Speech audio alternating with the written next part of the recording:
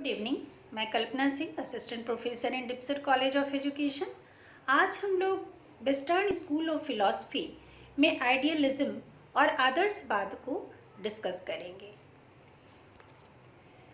School of thought और ism के अंतर्गत हम यह भी कह सकते हैं कि यह ज्ञान का समुच्चय है जो वास्तविकता, ज्ञान और मूल्यों से संबंधित है। ये तीनों पहलू शिक्षा के उद्देश्य एवं अभ्यास को प्रभावित करते हैं। आदर्शवाद के अंतर्गत विचार ही सिर्फ वास्तविकता माना जाता है और इसके जो मुख्य बिंदु हैं या केंद्र बिंदु हैं वह मस्तिष्क है। इसके ओरिजिनेटर्स प्लेटो और सुकरात हैं। आदर्शवाद दो शब्दों के मेल से आइडिया एवं इज्म, विचार एवं वाद के मिलने से बना है। इसे हम अध्यात्मवाद भी कहते हैं। इसके अंतर्गत हम ये देखते हैं कि ईश्वर सभी ज्ञान सृजन के स्रोत हैं। इसके अंतर्गत जो हमारे शाश्वत मूल्य हैं, ट्रुथ, ब्यूटी और गुडनेस, इसको माना जाता है और यही केंद्र में है। यह काफी पुरानी विचारधारा है। मानवीय जीवन से संबंधित कई आधारभूत प्रश्नों के प्रकार भी इसके अंतर्गत सम्मिलित हैं। इस विचारधारा में विचारों एवं भावों की बात की जाती है, बशर्ते कि भौतिक जगत की। इसके अंतर्गत मानवीय विकास का नैतिकता, आध्यात्मिकता जैसे मूल्यों के द्वारा किस प्रकार किया जाता है सम्मिलित है। J.S. रॉस ने कहा है, idealistic philosophy takes many and varied forms but postulate underlying all this is that mind or spirit is essential world stuff, that the true reality is of a mental character। हमारे जो मानसिक चरित्र हैं उसके लिए सबसे ज़्यादा जो जरूरी है वो हमारा मस्तिष्क और हमारा अध्यात्म है।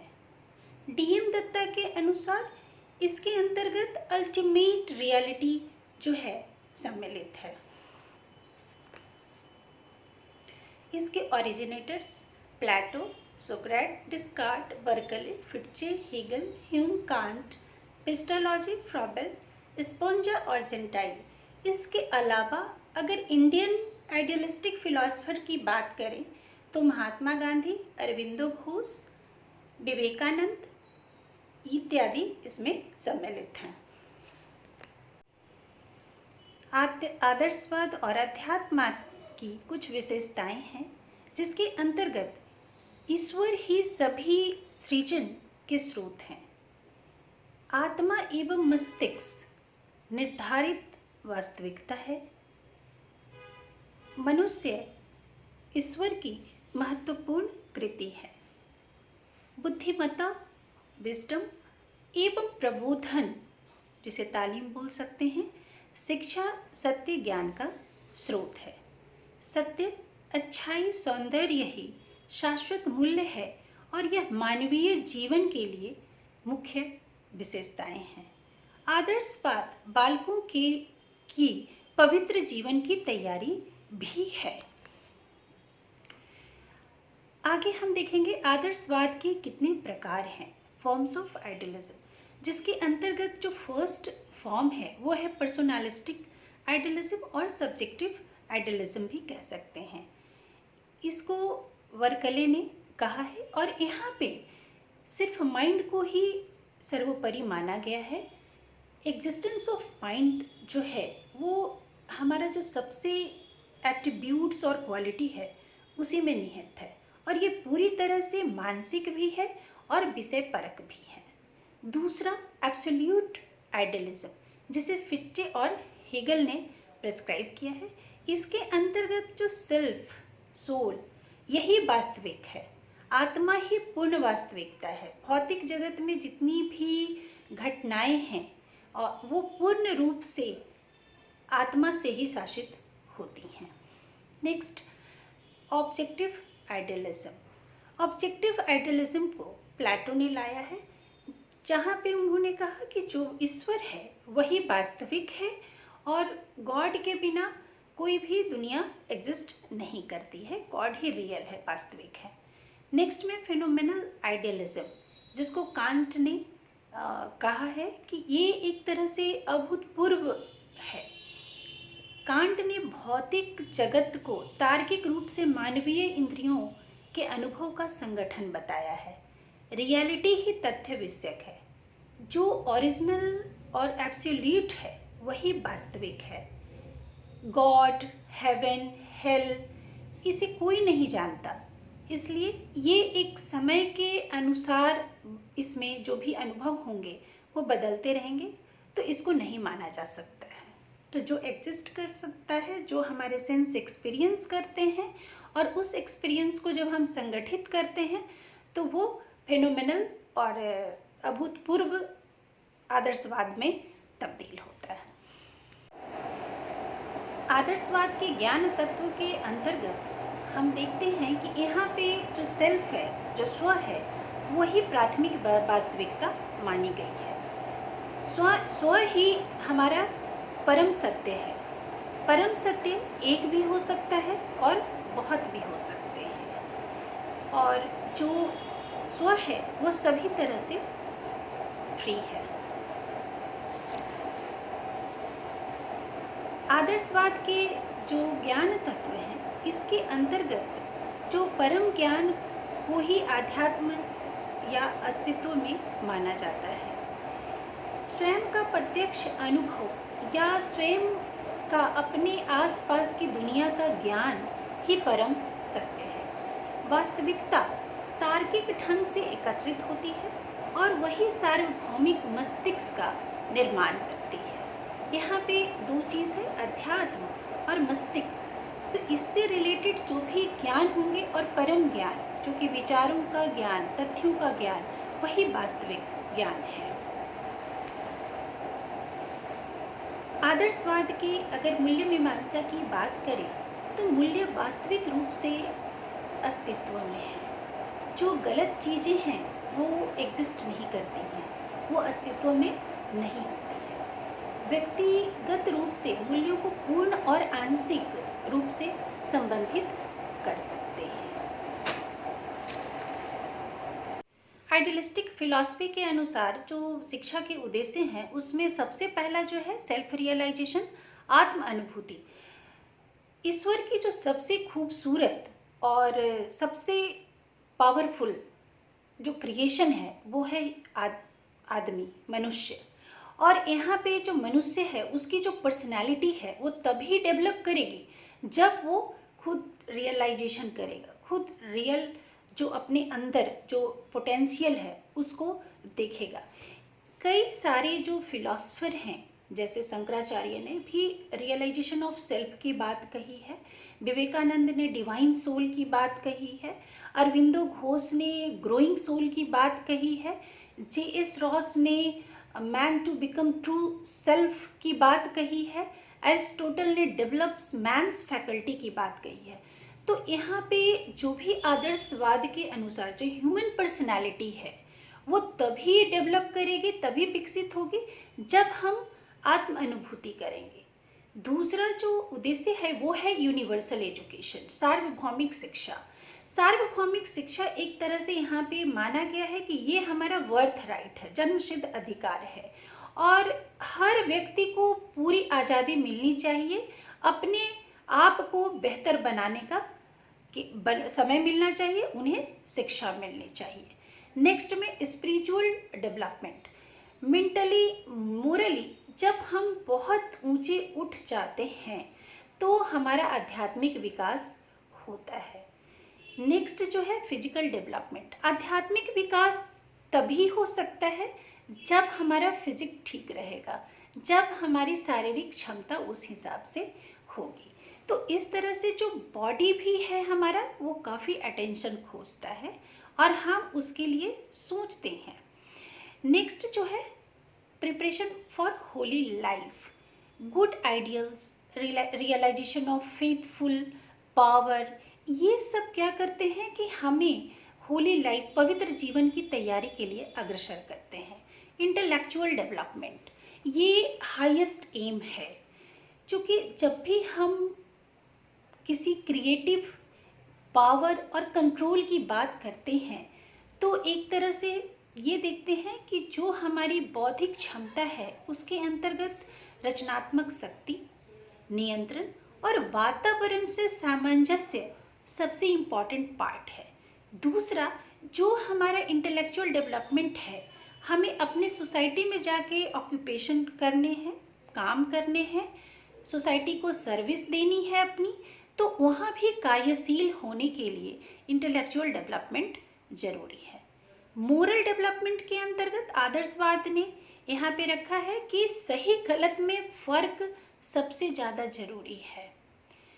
जो डीपेस्ट स्पिरिचुअल इंसाइट अगर कहेंगे तो वहाँ पे हमारा हायर मोरल वैल्यू जो है वो काम करता है और स्पिरिचुअल कंडक्ट काम करता है। तो क्वालिटी ऑफ मोरलिटी किसी भी समाज को विकसित, शांत एवं सुरक्षा प्रदान करती है। तो ये सही गलत में फर्क जानना है और अपने समाज को विकसित, शांति और सुरक्षा प्रदान करनी है। नेक्स्ट में preservation and transmission of culture. मनुष्य बिना संस्कृति के अपूर्ण है।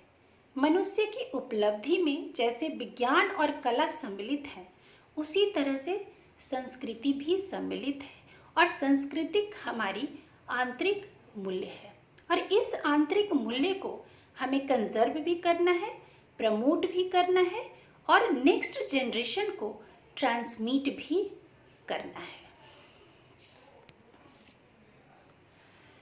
Development of inventive and creative powers. जैसे ही हमारी ज़रूरत बढ़ती है या जैसे ही हमारा ज़रूरत में बदलाव आता है तो हम अपने भौतिक वातावरण में भी बदलाव करते हैं, लेकिन यहाँ पे जो है हमें आविष्कारिक और रचनात्मक शक्तियों की वृद्धि करनी होगी। नेक्स्ट है simple living and high thinking. Simple living जो है, साधारण रहना और उच्च सोच तभी आ सकता है जब हमारा मस्तिष्क विकसित हो, प्रशिक्षित हो और नियंत्रित हो। और जब हमारा मस्तिष्क प्रशिक्षित होता है, विकसित होता है और नियंत्रित होता है तो हम साधारण जीवन एवं उच्चतम सोच की ओर अग्रसर होते हैं। Next point, cultivation of truth, beauty and goodness. यहाँ पे जो ट्रुथ, ब्यूटी एंड गुडनेस है वो आत्म अनुभूति के 3 क्रियाओं से संबंधित है, जिसमें बौद्धिक, नैतिक और सौंदर्यात्मक अभिव्यक्ति निहित है। Idealism and curriculum. करिकुलम के अंतर्गत आइडियलिस्टिक फिलॉसफी ने कुछ विषयों को सम्मिलित किया है, जिसमें कि पहला है फिजिकल एक्टिविटी। फिजिकल एक्टिविटीज़ के अंतर्गत हेल्थ एजुकेशन और स्किल्स है जो कि हमारे लिए ज़रूरी है। नेक्स्ट है spiritual activities.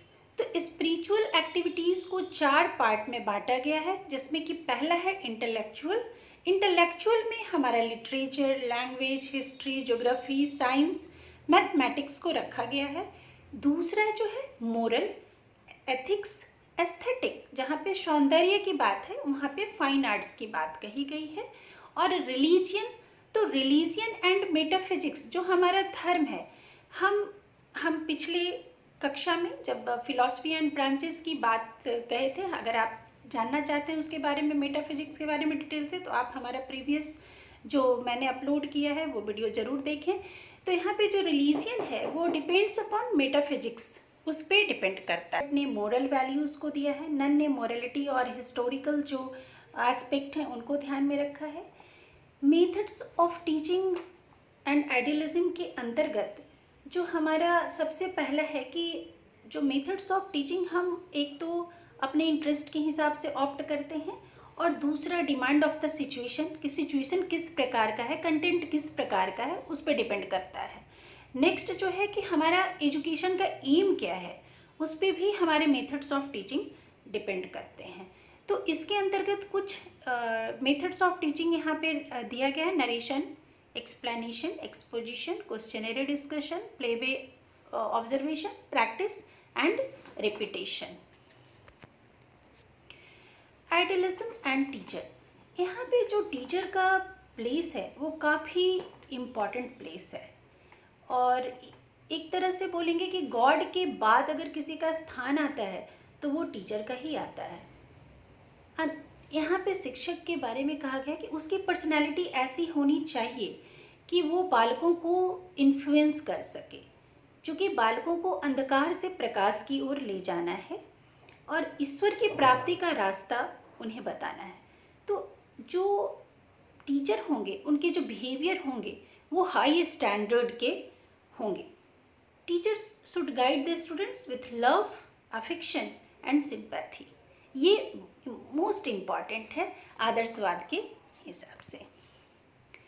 Idealism and students, actually student का स्थान यहाँ पे सेकेंडरी है और उनको एडुकेट करना है। वो जो फिनिट रूप में है हमारे पास, उनको इन्फिनिट बनाना है। उनको respect, dedication, carefulness in speech इत्यादि जैसे जो गुण हैं उनको सिखाना है। आइडियलिज्म एंड डिसिप्लिन, यहाँ पे जो डिसिप्लिन है वो self insight and self analysis, ये मोस्ट इम्पॉर्टेंट फैक्टर्स हैं, जहाँ पे हम लोग स्वयं से जो हमारी अंतर सूझ है, जो हमारा आत्मविश्लेषण है, वही हमें अनुशासित करता है। आइडियलिज्म एंड स्कूल, स्कूल जो है यहाँ पे एक तरह से एक ऐसा जगह है जहाँ पे हम लोग बुद्धि, अनुशासन, तार्किक चिंतन, बालकों का विकास, क्वालिटी, देशभक्ति इत्यादि सब कुछ हम लोग यहीं पे सीखते हैं। प्रेयर, तो ये एक तरह से मंदिर के समान है जहाँ पे हम लोग सीखने जाते हैं। अब हम लोग लास्ट में एजुकेशनल इम्प्लीकेशन देखेंगे, जिसमें कि एक तरह से बोला जाए कि जो हमारा जितना भी हमने अभी फीचर्स या एम्स पढ़ा है, वही आज के समय में इसमें शिक्षा का क्या आशय है और आज के समय में हम इससे आदर्शवाद जो है उससे क्या सीख सकते हैं या अपने बच्चों को क्या सिखा सकते हैं। तो एज अ टीचर हम लोग की ये रिस्पॉन्सिबिलिटी होती है कि कोई भी दर्शन पढ़ते हैं तो उसमें से जो आज के समय में चलना चाहिए, रहना चाहिए, वो ज़रूर हम लोग इम्प्लीमेंट करें। इसलिए हम लोग फिलॉसफी पढ़ते हैं। तो यहाँ पे जो शैक्षिक आशय है आदर्शवाद का, तो जो इसके अंतर्गत दिया गया है कि जो अध्यात्म है वो हमारा परम सत्य है, और जो सेंस एक्सपीरियंस है, जो हमारी इंद्रिय अनुभव है, वही नॉलेज है, और ये पूर्ण रूप से स्वतंत्र है। हमारे साथ जो भी कुछ शुरू होता है वो आइडिया के साथ शुरू होता है और वो थिंग्स पे ख़त्म होता है। नेक्स्ट जो है high regard for individuals and freedom in education. हम लोग यूनिवर्सल एजुकेशन की बात ऑलरेडी एम्स ऑफ एजुकेशन में कर चुके हैं, तो उसी से रिलेटेड है। प्रिजर्वेशन ऑफ कल्चर, बाकी education must contribute to development of overall culture. हमारे समाज में जो कुछ भी गलत है उसको हटाना है, जो अच्छी चीज़ें हैं वो हमारी वैल्यू होगी और उसको ज़रूर वहाँ पे लाना चाहिए, हमारे संस्कृति में सम्मिलित करना चाहिए। नेक्स्ट जो है पर्सन जो भी है, जो टीचर है, स्टूडेंट को ज़रूर हेल्प करेंगे कि उनकी जो मोरलिटी है वो अच्छी हो। यहाँ पे जो गुड रिलेशन बनती है स्टूडेंट्स और टीचर के बीच में, एक्चुअली इतना इन्फ्लुएंस डालना एज अ टीचर स्टूडेंट्स में, ये बहुत इम्पॉर्टेंट टास्क होता है। सिर्फ कहने से नहीं, करके दिखाने से ही बच्चे इन्फ्लुएंस होते हैं, तो ये इम्पॉर्टेंट टास्क है। दूसरा जो माइंड है, उसी से यूनिवर्स जो है वो बना है। Thank you. हम लोग नेक्स्ट डे में देखेंगे नेचुरलिज्म और अगर आपको ये पीपीटी अपलोड करना है तो डिस्क्रिप्शन बॉक्स में इसके लिंक दिए हुए हैं, आप इसको वहाँ से अपलोड कर सकते हैं।